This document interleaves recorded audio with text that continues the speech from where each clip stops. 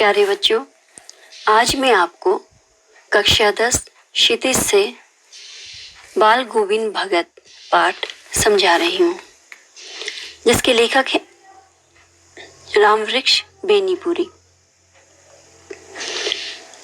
बच्चों, लेखक परिचय आपको इससे पूर्व समझा दिया गया था। रामवृक्ष बेनीपुरी का यह एक रेखा चित्र है। रेखा चित्र का अर्थ होता है जब लेखक शब्दों के माध्यम से किसी व्यक्ति के संपूर्ण जीवन की घटनाओं को पाठकों के सामने प्रस्तुत करता है, वह रेखा चित्र कहलाता है। तो रामवृक्ष बेनीपुरी द्वारा रचित बाल गोविंद भगत भी एक क्या है, रेखा चित्र है, जिसमें बाल गोविंद भगत नाम के व्यक्ति का चरित्र आपके सामने प्रस्तुत किया गया है। संक्षिप्त रूप में पाठ इस प्रकार है। इसमें लेखक ने बाल गोविंद भगत के विषय में बताया गया है कि वह मझोले कद के गोरे चिट्टे आदमी थे। उनकी उम्र अधिक से अधिक 60 वर्ष रही होगी। बाल सफेद थे, बहुत कम वस्त्र पहनते थे, मस्तक पर रामानंदी टीका और चंदन लगाते थे। गृहस्थ तो थे कह रहे हैं, परंतु साथ में साधु भी थे। कबीर को अपना साहब मानते थे और कबीर पंथी संप्रदाय की ही बातों के अनुसार अपने सारे कार्य करते थे। नियमों के पक्के थे और संसार में रहकर सांसारिक माया मोह से क्या थे, एकदम विरक्त थे। जो रूढ़ियां हैं उनका एकदम खंडन करते थे। यही है बाल गोविंद भगत का रेखा चित्र। तो आइए चलते हैं पाठ की ओर। बाल गोविंद भगत मझोले कद के, यानी कि बहुत बड़े भी नहीं और बहुत छोटे भी नहीं, मध्यम आकार के गोरे चिट्टे आदमी थे। 60 से ऊपर के ही होंगे। बाल पक गए थे। लंबी दाढ़ी या जटाजूट तो नहीं रखते थे, किंतु हमेशा उनका चेहरा सफेद बालों से ही जगमग किए रहता। कपड़े बिल्कुल कम पहनते। कमर में एक लंगोटी मात्र और सिर में कबीर पंथियों की सी कनफटी टोपी जिससे केवल कान ही कान दिखते हैं। जब जाड़ा आता एक काली कमली ऊपर से ओढ़े रहते। मस्तक पर, माथे पर हमेशा चमकता हुआ रामानंदी चंदन, जो नाक के एक छोर से ही पूरे माथे तक पहुंचता था, जैसे औरतें लगाती हैं। गले में तुलसी की जड़ों की एक बेडौल माला बांधे रहते। इस तस्वीर से यह नहीं माना जाए कि बाल गोविंद भगत साधु थे। नहीं, बिल्कुल गृहस्थ। उनकी पत्नी की, गृहिणी की तो मुझे याद नहीं है, कहते लेखक। उनके बेटे और पतोहू, बहू को तो मैंने देखा था। थोड़ी खेती बाड़ी भी थी। एक अच्छा साफ सुथरा मकान भी था। यदि वो साधु होते तो उनके पास ये सब नहीं होता, किंतु खेती बाड़ी करते, परिवार रखते भी बाल गोविंद भगत साधु थे। साधु होते हुए गृहस्थ थे और गृहस्थ होते हुए साधु थे।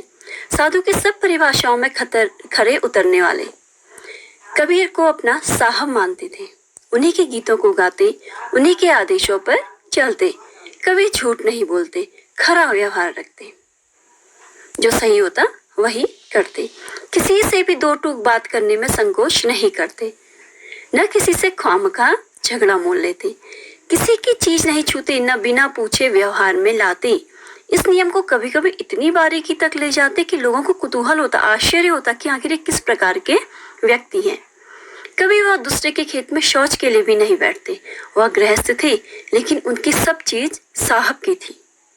जो कुछ खेत में पैदा होता, सिर पर लाद कर पहले उसे साहब के दरबार में ले जाते, जो उनके घर से 4 कोस दूर पर था। साहब यानी एक कबीर पंथी मठ। वह दरबार में भेंट रूप में रख लिया जाकर प्रसाद रूप में जो उन्हें मिलता उसे घल्लाते और उसी में गुजर चलाते। इन सब के ऊपर लेखक कहते, मैं तो मुग्ध था उनके मधुर गान पर, जो सदा सर्वदा ही सुनने को मिलते। कबीर के वे सीधे साधे पद जो उनके कंठ से निकलकर सजीव हो उठते। आषाढ़ की रिमझिम है। आषाढ़ का महीना बच्चों, बारिश होती है। समूचा गांव खेतों में उतर पड़ा है। कहीं हल चल रहे हैं, कहीं रोपनी हो रही है। धान के पानी भरे खेतों में बच्चे उछल रहे हैं। औरतें कलेवा लेकर मेड़ पर बैठी हैं। आसमान बादल से घिरा, धूप का कहीं नाम नहीं है। ठंडी पूर्वाई पवन चल रही है। ऐसे समय आपके कानों में एक स्वर तरंग झंकार सी कर उठी। यह क्या है? यह कौन है? सबको एक कुतूहल है। यह पूछना ना पड़ेगा। बाल गोविंद भगत समूचा शरीर कीचड़ में लिथड़े अपने खेतों में रोपनी कर रहे हैं, धान लगा रहे हैं। उनकी उंगली एक एक धान के पौधे को पंक्तिबद्ध खेत पर बिठा रही है, बिल्कुल लाइन से लगा रहे हैं। उनका कंठ एक एक शब्द को संगीत के जीने पर चढ़ाकर कुछ को ऊपर स्वर्ग की ओर भेज रहा है और कुछ को इस पृथ्वी की मिट्टी पर खड़े लोगों के कानों की ओर। बच्चे खेलते हुए झूम उठते हैं। मेड़ पर खड़ी औरतों के होंठ कांप उठते हैं। वे भी जो है उनके साथ गुनगुनाने लगती हैं। हलवाओं के पैर ताल से उठने लगते हैं। जो हल चला रहे हैं उनमें भी जो है एक गति आ जाती है। रोपनी करने वालों की उंगलियां एक अजीब क्रम में चलने लगती है। यह किसका जादू है? बाल गोविंद भगत के संगीत का। भादो, आषाढ़ के बाद जो हिंदी महीना आता है वो है भादो। भादो की वो अंधेरी अधरतिया, अंधेरी और आधी रात। अभी थोड़ी ही देर पहले मूसलाधार वर्षा खत्म हुई है। बादलों की गरज, बिजली की तड़प में आपने कुछ नहीं सुना हो, किंतु अब झिल्ली की झंकार या दादुरों की टर टर बाल गोविंद भगत के संगीत को अपने कोलाहल में डुबो नहीं सकती। उनका संगीत उनसे भी, उनकी आवाजों से भी ऊंचा है। उनकी खंजड़ी डिमक डिमक बज रही है और वे गा रहे हैं। गोदी में पियवा चमक उठे सखिया, चीख उठे ना। हाँ, पिया तो गोद में ही है, किंतु वह समझती है कि वह अकेली है। चमक उठती है, चीख उठती है। उसी भरे बादलों वाली भादों की आधी रात में उनका यह गाना अंधेरी में अकस्मात, अचानक कौंध उठने वाली बिजली की तरह किसी न चौंका देता। बच्चों, काली रात है, अचानक बिजली चमकती है तो हर कोई डरता है, चौंक उठता है। उसी प्रकार इनके गानों से भी। अरे, अब सारा संसार निस्तब्धता में सोया है, शांति है चारों ओर, प्रत्येक व्यक्ति सोए हैं। बाल गोविंद भगत का संगीत जाग रहा है और जगा भी रहा है सबको। तेरी गठरी में लागा चोर मुसाफिर जाग जरा, सबको सचेत कर रहे हैं कि जागो नहीं, सो नहीं, ध्यान रखो कि कहीं चोर ना आ जाए। कार्तिक आया नहीं, भादों के बाद का महीना।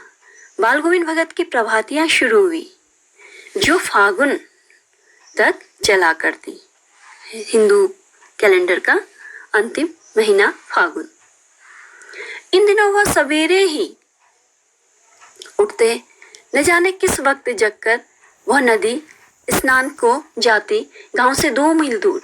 वहां से नहा धोकर लौटते और गांव के बाहर ही पोखरे के ऊंचे भिंडे पर एक स्थान पर अपनी खंजड़ी लेकर जा बैठते और अपने गाने टेरने लगते, यानी कि गाने लगते।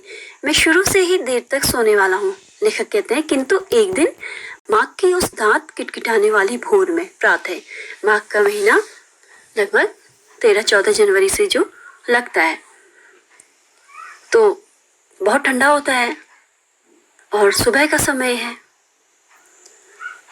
तो लेखक कहते हैं कि उनका संगीत मुझे भी पोखरे, जिस पोखर पर, तालाब पर वो जाते थे, वहां ले गया। मैं भी वहां चला गया। अभी आसमान के तारों के दीपक बुझे नहीं थे, आसमान में अभी तारे ही थे। हाँ, पूरब में लोही लग गई थी। सूर्योदय से पूर्व जो लालिमा छाती है उसे लोही कहते हैं, जिसकी लालिमा को शुक्र तारा और भी बढ़ा रहा था। खेत, बगीचा, घर, सब पर कुहासा, कोहरा छा रहा था। सारा वातावरण अजीब रहस्य से आवृत अर्थात ढका हुआ मालूम पड़ता था।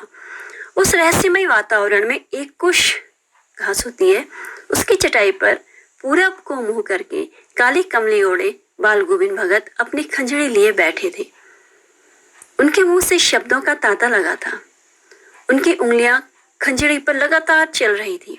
गाते गाते इतने मस्त हो जाते, इतने सुरूर में आ जाते, उत्तेजित होते कि मालूम होता अब खड़े हो जाएंगे। कमली तो बार बार सिर से नीचे सरक जाती। मैं जाड़े से कपकपा रहा था, किंतु तारे की छांव में भी उनके मस्तक के श्रम बिंदु जब तक चमक ही पड़ते। सुबह का समय था, माघ का महीना था, ठंड थी, लेकिन उनका माथे पर पसीने की बूंदें। गर्मियों में उनकी संध्या कितनी उमस भरी शाम को न शीतल करती। अपने घर के आंगन में आसन जमा बैठते। गांव के उनके कुछ प्रेमी भी जुट जाते। खंजड़ियां और करतालों ताली बजाना की भरमार हो जाती। एक पद बाल गोविंद भगत कह जाते। उनके प्रेमी मंडली उसे दोहराती, तेहराती। धीरे धीरे स्वर ऊंचा होने लगता, एक निश्चित ताल, एक निश्चित गति से। उस ताल स्वर के चढ़ाव के साथ श्रोताओं के मन भी ऊपर उठने लगते। धीरे धीरे मन तन पर हावी हो जाता। होते होते एक क्षण ऐसा आता कि बीच में खंजड़ी लिए बाल गोविंद भगत नाच रहे हैं और उनके साथ ही साथ सबकी तन और मन नृत्यशील हो उठे। सारा आंगन नृत्य और संगीत से ओतप्रोत। सभी जितने उनके शिष्य हैं खड़े होकर के उनके गीतों में नाचने लगते। बाल गोविंद भगत की संगीत साधना का चरम उत्कर्ष उस दिन देखा गया जिस दिन उनका बेटा मरा। इकलौता बेटा था वह, कुछ सुस्त और बोदा सा था, किंतु इसी कारण बाल गोविंद भगत उसे और भी अधिक मानते कि यह थोड़ा सा कमजोर है। उनकी समझ में ऐसे आदमियों पर ही ज्यादा नजर रखनी चाहिए या प्यार करना चाहिए, क्योंकि ये निगरानी और मोहब्बत की ज्यादा हकदार होते हैं। बड़ी साध से उसकी शादी कराई थी। पतोहू बड़ी ही सुभग और सुशील मिली थी। घर की पूरी प्रबंधिका बनकर भगत को बहुत कुछ उसने दुनियादारी से अलग कर दिया था। उसका बेटा बीमार है, इसकी खबर रखने की लोगों को कहाँ फुर्सत, किंतु मौत तो अपनी ओर सबका ध्यान खींच कर ही रहती है। हमने सुना बाल गोविंद भगत का बेटा मर गया। कुतूहलवश लेखक उनके घर गए कि आखिर बाल गोविंद भगत की कैसी प्रतिक्रिया होती है। देखकर दंग रह गया। बेटी को आंगन में एक चटाई पर लिटाकर एक सफेद कपड़े से ढका था। वह कुछ फूल तो हमेशा ही रोपते रहते, उन फूलों में से कुछ तोड़कर उस पर बिखरा दिए। फूल और तुलसी दल यानी कि तुलसी के पत्ते भी। सिरहाने एक चिराग यानी दिया जला रखा है और उसके सामने जमीन पर ही आसन जमाए गीत गाए चले जा रहे हैं। वही पुराना स्वर, वही पुरानी तल्लीनता। घर में पतोहू रो रही है, जिसे गांव की स्त्रियां चुप कराने की कोशिश कर रही हैं, किंतु बाल गोविंद भगत गाए जा रहे हैं। हाँ, गाते गाते कभी पतोहू बहू के नजदीक भी जाते और उसे रोने के बदले उत्सव मनाने को कहते हैं। उनका कहना था कि आत्मा परमात्मा के पास चली गई, यानी कि आत्मा का परमात्मा से मिलन हो गया। ये तो मिलन का क्षण है कहते हैं, इसलिए रो क्यों रही हो कहते हैं। उत्सव मनाओ। विरहिणी अपने प्रेमी से जा मिली, भला इससे बढ़कर आनंद की कौन सी बात कहते हैं। मैं कभी कभी सोचता कहते हैं लेखक कि ये पागल तो नहीं हो गए, किंतु नहीं, वह जो कुछ भी कह रहे थे उसमें उनका विश्वास बोल रहा था। वह चरम विश्वास जो हमेशा ही मृत्यु पर विजयी होता आया है। बेटे के क्रियाकर्म में तूल नहीं किया, बहुत अधिक संस्कार नहीं किए। पतोहू से ही आग दिलाई उसकी, किंतु जो ही श्राद्ध की अवधि पूरी हो गई, पतोहू के भाई को बुलाकर उनके साथ कर दिया और आदेश दिया कि इसे ले जाओ और इसकी दूसरी शादी कर देना। इधर पतोहू रो रो कर कहती कि यदि मैं चली जाऊंगी तो बुढ़ापे में कौन आपके लिए भोजन बनाएगा, बीमार पड़े तो कौन एक चुल्लू भर भी पानी देगा। मैं पैर पड़ती हूँ, मुझे अपने चरणों से अलग नहीं कीजिए।